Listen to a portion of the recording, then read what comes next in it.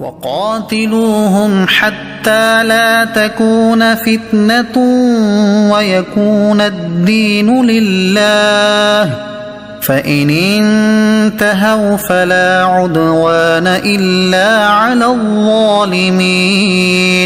ترجمہ، اور ان سے لڑتے رہو یہاں تک کہ کوئی فتنہ نہ رہے اور عبادت اللہ کے لیے ہو جائے، پھر اگر وہ باز آ جائیں تو صرف ظالموں پر سختی کی سزا باقی رہ جاتی ہے۔ حتى لا تكون فتنة، یہاں تک کہ فتنہ نہ رہے۔ تفسیر صراط الجنان میں ہے، عرب کے کافروں کے متعلق فرمایا گیا کہ ان سے تب تک لڑو کہ ان کا فتنہ یعنی شرک ختم ہو جائے اور ان کا دین بھی دین اسلام ہو جائے اور سرزمین عرب پر صرف ایک اللہ کی عبادت ہو۔ لہٰذا اگر وہ کفر و باطل پرستی سے باز آ جاتے ہیں تو پھر ان پر کوئی سختی نہیں کی جائے گی۔ الشهر الحرام بالشهر الحرام والحرمات قصاص فمن اعتدى عليكم فاعتدوا عليه بمثل ما اعتدى عليكم واتقوا الله واعلموا أن الله مع المتقين۔ ترجمہ، ادب والے مہینے کے بدلے ادب والا مہینہ ہے اور تمام ادب والی چیزوں کا بدلہ ہے، تو جو تم پر زیادتی کرے اس پر اتنی ہی زیادتی کرو جتنی اس نے تم پر زیادتی کی ہو، اور اللہ سے ڈرتے رہو اور جان رکھو کہ اللہ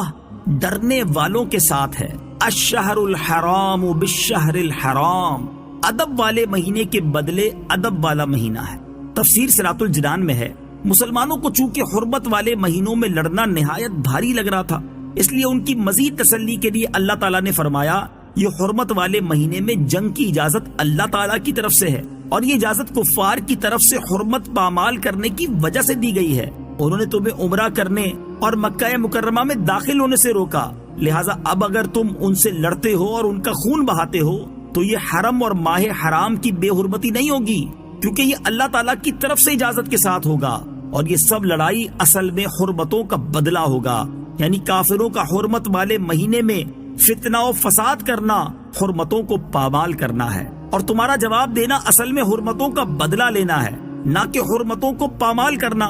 یوں سمجھ لیں کہ ڈاکو کی گولی کے جواب میں اگر پولیس گولی چلائے تو پولیس کو مجرم نہیں کہیں گے، بلکہ ان کے فعل کو حفاظت و ذمہ داری کہا جائے گا۔ قاتل کے قتل کو زیادتی نہیں کہیں گے، بلکہ اسے قصاص کہا جائے گا۔ فمن اعتدى علیکم،